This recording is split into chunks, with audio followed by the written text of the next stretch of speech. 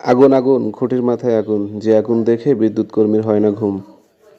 হঠাৎ করে single phase বিদ্যুতের এইচটি লাইনে ইনসুলেটর ক্র্যাক করে কাঠের খুঁটিতে আগুন লেগে গেছে এবং আগুন লেগে খুঁটির যে উপরের অংশ সে অংশ পুড়ে মাটিতে পড়ে গেছে তার সহ।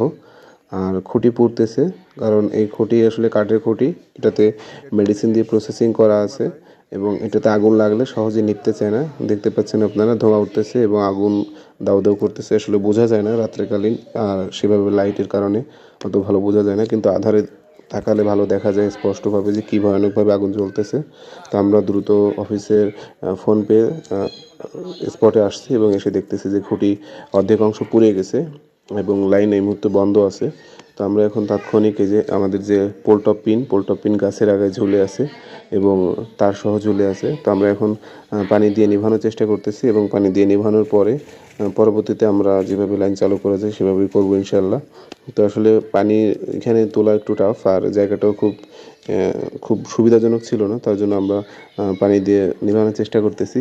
আমাদের যে শর্ট সুইচ স্টিক বা হট স্টিক সেটা দিয়ে আমরা পলিথিনে করে পানি উঠিয়ে, এটা একটা আমাদের অন্যতম আধুনিক পদ্ধতি, যেটা আসলে হয়তো অনেকে জানে অনেকে জানে না।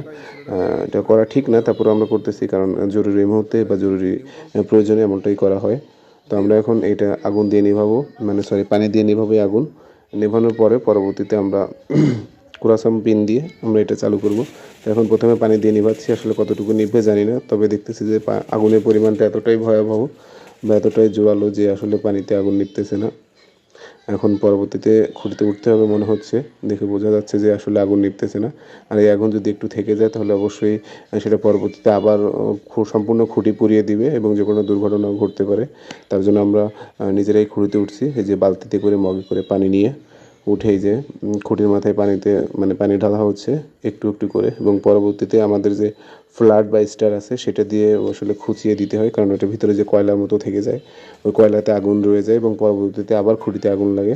ওর জন্য এটা খুব সুন্দরভাবে খুব সূক্ষ্মভাবে আগুনটা নেভাতে হয় এবং খুব দায়িত্ব সহকারে চেক করে দেখতে হয় যে ওখানে কোথাও আগুনের একটু অংশ রয়ে গেল কিনা।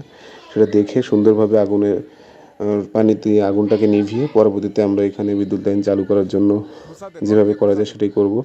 তো আসলে এখানে এখন এই মুহূর্তে জরুরি ভিত্তিতে বিদ্যুৎ লাইন চালু করতে গেলে আমরা যে বুদ্ধিটা খাটাচ্ছি সেটা হচ্ছে, আমাদের স্টিল বেস ক্রসাম আছে, সেই ক্রসাম দিয়ে এখানে আমাদের যে মেশিন বোল্ট আছে সেটা ডাবল করে দিয়ে মোটামুটি এখন এই মুহূর্তে জরুরি ভিত্তিতে বিদ্যুৎ লাইন চালু করব।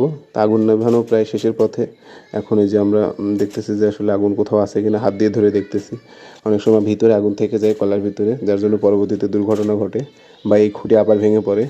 তার জন্য আমরা মগ দিয়ে বালতিতে করে সুন্দরভাবে পানি দিয়ে নিভাচ্ছি। আশা করা যায় নিভে গেছে। এখন এই মুহূর্তে জরুরি ভিত্তিতে আমরা অফিসে যেয়ে কোরাসাম নিয়ে আসবো এবং মালামাল নিয়ে আসবো। 4 হুইল হ্যান্ড লাইন নিয়ে এসে তার টেনে এই রাত্রেবেলায় আমাদেরকে লাইন চালু করতে হবে, কারণ এই তারের মাধ্যমেই প্রায় কয়েক শত লোকের বাড়িতে বিদ্যুৎ বন্ধ আছে, যেটা আসলে এই গরমের দিনে বন্ধ রাখা কোনোভাবেই সম্ভব না। কাজ প্রায় শেষের পথে। আমরা এখন অফিস থেকে মালামাল এনে এখানে লাইনে কাজ করব এবং দ্রুত গ্রাহকের বিদ্যুৎ সেবা নিশ্চিত করার লক্ষ্যে দ্রুত লাইন চালু করব। তো কাজ এখন শেষ, আমরা এই যে ক্রসাম দিয়ে লাইন চালু করে দিয়েছি, এখন গ্রাহক বিদ্যুৎ পাচ্ছে এবং সকল লাইন চালু আছে আলহামদুলিল্লাহ।